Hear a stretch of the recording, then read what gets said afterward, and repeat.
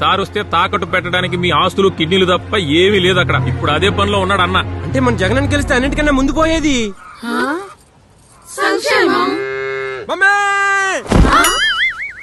సంక్షేమం క్షేమంగా ఉండాలంటే ఎవరికి వేయకూడదు ఓటు?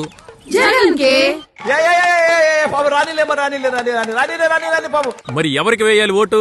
అభివృద్ధికి. మరి అభివృద్ధి అంటే ఎవరు? ఇంకెవరు? మన చంద్రన్న.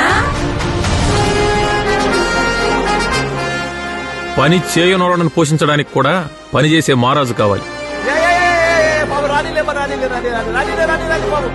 ఆస్తులు దోచుకుంటూ అబద్దాలు చెప్తూ పరదాల చోటను తిరిగే సోంబేరి సైకో కాదు. ఇంకేమన్నా డౌటా?